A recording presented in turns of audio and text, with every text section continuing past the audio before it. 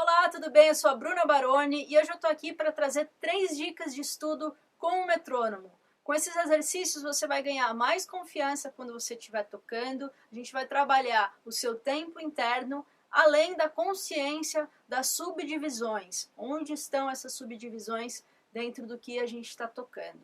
Bom, o trabalho com o metrônomo é muito importante ao longo dos nossos estudos, porque nós não somos máquinas.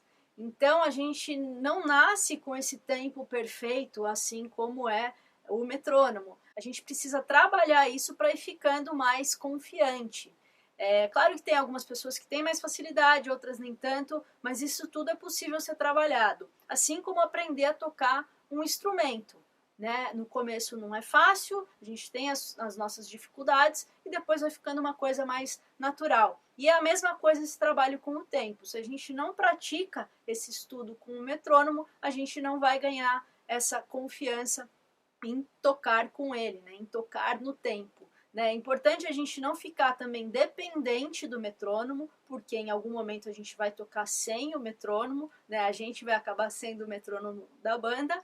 E também é importante a gente saber lidar com ele, porque em gravações e às vezes alguns shows ao vivo a gente também precisa estar utilizando o metrônomo, então é muito importante a gente ter esses dois lados, né? O de conseguir tirar ele e ter essa segurança de manter o andamento e também saber trabalhar com ele quando necessário. E a primeira dica que eu vou trazer hoje é da gente contar em voz alta. Então, mesmo que o metrônomo esteja ligado, a gente vai contar em voz alta com ele. Por quê? É uma forma da gente ir trabalhando o nosso tempo interno, da gente sentir onde estão as pulsações ali. Quando a gente só está ouvindo o metrônomo, não necessariamente a gente está tão atento para onde estão os tempos. Então, quando a gente está falando junto com ele, a gente vai sentindo melhor aonde está cada tempo. Claro que no começo não é fácil, parece fácil falando, é só contar junto ali, mas querendo ou não, é uma coordenação a mais que a gente tem que trabalhar. A gente já está usando os pés, as mãos, e quando a gente está falando, querendo ou não, a gente tem que estar atento de estar falando em que tempo a gente está, então é uma concentração aí a se pensar, né, em qual tempo você está, e no lugar certo, né, onde está caindo realmente aquele tempo. Então, parece simples, mas dá um trabalho, principalmente quando a gente vai contar em voz alta, tocando alguma coisa complicada. Então, é um trabalho muito interessante de ser feito, que vai ajudar muito a gente sentir essa pulsação e ir trabalhando melhor o nosso tempo interno. E tem uma outra questão interessante, que é a da respiração. Muitas vezes quando a gente está tocando, a gente tem muita coisa para prestar atenção, né? A coordenação dos pés, das mãos, qual que é a próxima mão, qual que é a técnica, virada, groove, é um monte de coisa para a gente pensar e muitas vezes a gente deixa de respirar. É muito interessante, eu já me peguei várias vezes meio que segurando a respiração porque eu estava pensando em um monte de coisa e a gente esquece, vejo também os alunos fazendo isso. E isso faz a gente perder a concentração, né? Perder essa noção do tempo, né? Se a gente está oscilando, se a gente está correndo, está atrasando, porque a gente está focado em outra coisa e isso acaba ficando de lado. Então, quando a gente está falando, a gente tem que estar respirando, a gente sente em que tempo a gente está e a gente tem que ter essa consciência, né?